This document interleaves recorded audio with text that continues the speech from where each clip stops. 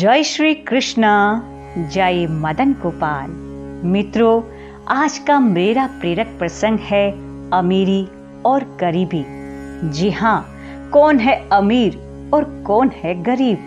अमीर शब्द लगते ही लगता है ये बहुत सुख सुविधा संपन्न है, और गरीब शब्द की परिभाषा किसी अभावग्रस्त परिच्छिन्न से लगाया जाता है।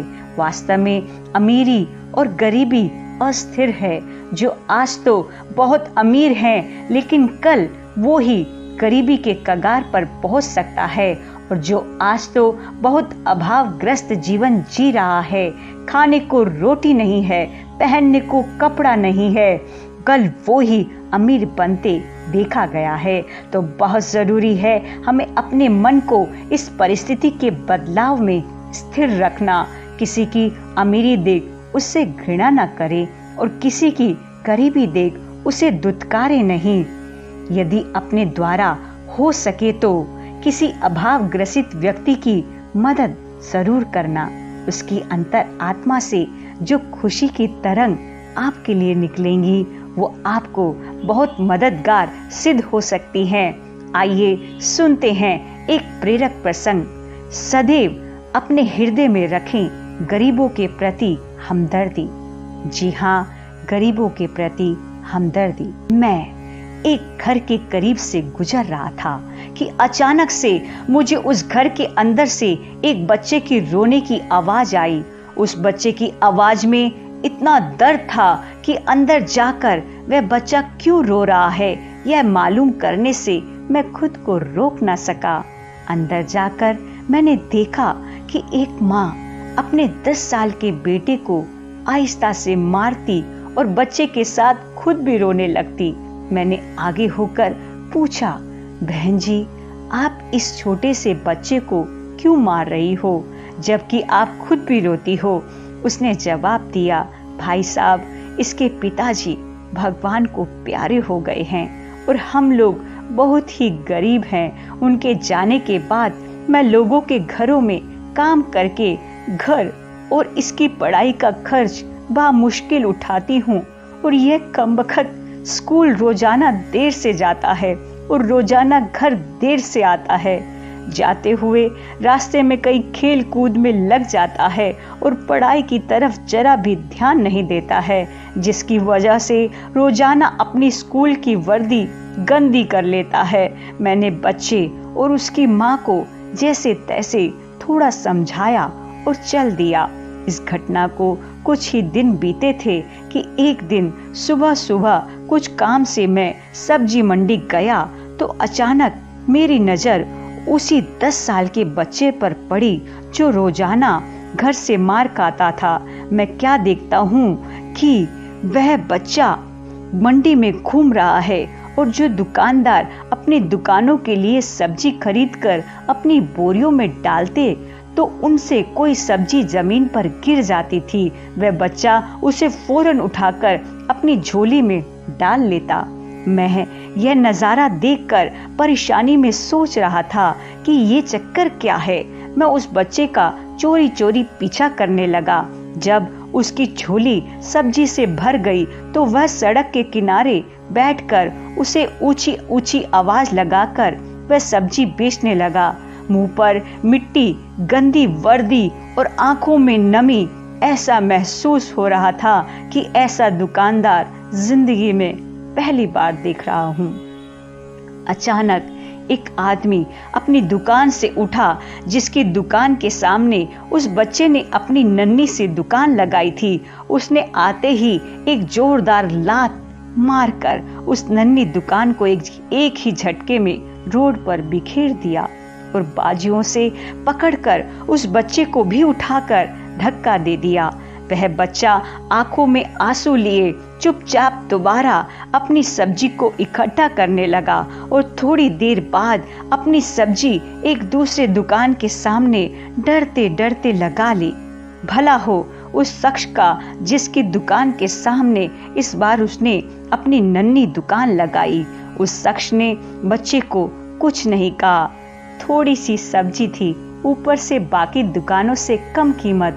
जल्द ही बिक्री हो गई और वह बच्चा उठा और बाजार में एक कपड़े वाली दुकान में दाखिल हुआ और दुकानदार को वह पैसे देकर दुकान में पड़ा अपना स्कूल बैग उठाया और बिना कुछ कहे वापस स्कूल की ओर चल पड़ा और मैं भी उसके पीछे पीछे चल रहा था।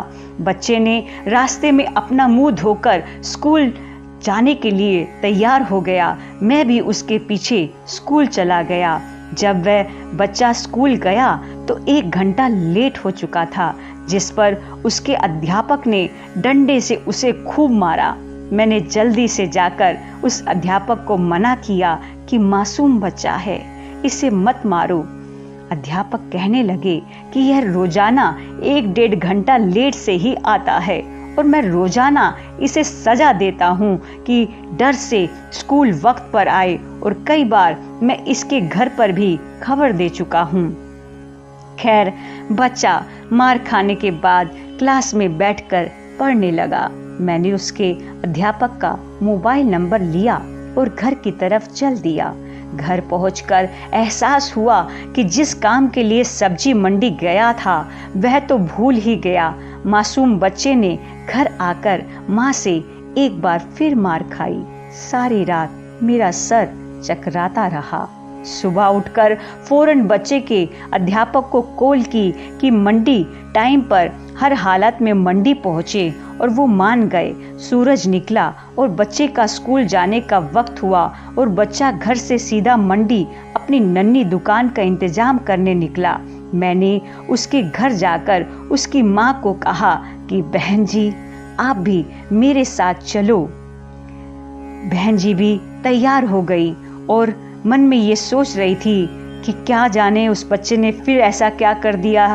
मुंह में यह कहते हुए चल पड़ी कि आज इस लड़के की मेरे हाथों खैर नहीं, छोड़ूंगी नहीं उसे। आज मंडी में लड़के का टीचर भी आ चुका था। हम तीनों ने मंडी की 3 जगहों पर पोजीशन संभाल ली और उस लड़के को छुप कर देखने लगे। आज भी उसे काफी लोगों से डांट फटकार और धक्के खाने पड़े और आखिरकार वह लड़का अपनी सब्जी बेचकर कपड़े वाली दुकान पर चल दिया। अचानक मेरी नजर उसकी माँ पर पड़ी तो क्या देखता हूँ कि वह बहुत ही दर्द भरी सिसकियां लेकर लगातार रो रही थी, और मैंने फौरन उसके अध्यापक की तरफ देखा तो बहुत शिद्दत से उसके भी आंसू बह रहे थे। दोनों के रोने में मुझे ऐसा लग रहा था जैसे मानो कि किसी मासूम पर बहुत जुल्म किया हो और आज उनको अपनी गलती का एहसास हो रहा हो। उसकी माँ रोते रोते घर चली गई और टीचर भी सिसकियां लेते हुए स्कूल चला गया। बच्चे ने दुकानदार को पैसे दिए और आज उसको दुकानदार ने एक लेडी सूट देते हुए कहा कि बेटा, आज सूट के सारे पैसे पूरे हो गए हैं, अपना सूट ले लो। बच्चे ने उस सूट को पकड़कर स्कूल बैग में रखा और स्कूल चला गया। आज भी वह 1 घंटा देर से पहुंचा। वह सीधा टीचर के सामने जाकर खड़ा हो गया और अपना हाथ आगे बढ़ा दिया कि टीचर से मुझे आज भी मार पड़ेगी। लेकिन यह क्या, टीचर कुर्सी से उठा और फौरन बच्चे को गले से लगा लिया और गले से लगाकर इस कदर जोर से रोया कि मैं भी देखकर अपने आंसुओं पर काबू न रख सका। मैंने अपने आप को संभाला और आगे बढ़कर अध्यापक को चुप कराया और बच्चे से पूछा कि यह जो बैग में सूट है वह किसके लिए है। बच्चे ने रोते हुए जवाब दिया कि मेरी माँ अमीर लोगों के घरों में मजदूरी करने जाती है और उसके कपड़े फटे हुए होते हैं, कोई जिस्म को पूरी तरह से ढांपने वाला सूट नहीं है और मेरी माँ के पास पैसे नहीं है, इसलिए अपने माँ के लिए यह सूट खरीदा है। तो यह सूट अब घर ले जाकर माँ को आज दोगे? मैंने बच्चे से सवाल पूछा। जवाब ने मेरे और बच्चे के टीचर के पैरों के नीचे से जमीन ही निकाल दी। बच्चे ने जवाब दिया, नहीं अंकल, छुट्टी के बाद मैं इसे दर्जी के पास सिलाई के लिए दे दूंगा। रोजाना स्कूल से जाने के बाद काम करके थोड़े थोड़े पैसे सिलाई के लिए दर्जी के पास जमा किए हैं। टीचर और मैं सोचकर रोते जा रहे थे कि आखिर कब तक हमारे समाज में गरीबों के साथ ऐसा होता रहेगा। उनके बच्चे त्योहार की खुशियों में शामिल होने के लिए जलते रहेंगे। आखिर कब तक? क्या ऊपर वाले की खुशियों में इन जैसे गरीबों का कोई हक नहीं? क्या हम अपनी खुशियों के मौके पर अपनी ख्वाहिशों में से थोड़े पैसे निकालकर अपने समाज में मौजूद गरीब और बेसहारों की मदद नहीं कर सकते? जी हाँ, कर सकते हैं, कर सकते हैं। तो आइए एक पहल हम सभी मिलकर उठाएं और अपने ही आसपास जो गरीब जन जिनको ज़रूरत है, ज़रूरतमंद लोग हैं, उन तक उनकी ज़रूरतों का सामान हम पहुंचाने की सेवा करें। प्रभु की प्रीति चैनल का यही प्रयास है कि इस चैनल के ज़रिए गौ माता की सेवा हो। जहां गौ माता कूड़े घर में भूख के कारण है, व्याकुल हैं प्यास के कारण, वहां तक उन तक ये सेवा पहुंचाई जाए। भोजन की, जल की और ज़रूरतमंद बच्चों के लिए भी सेवा पहुंचाई जाए। ऐसी ही ईश्वर से प्रार्थना है, प्रभु मुझे इतना सामर्थ्य दें, इतनी सेवा दें कि मैं ये सेवा को अच्छे से निभा सकूं। जय श्री कृष्णा, जय मदन गोपाल, जय मदन गोपाल।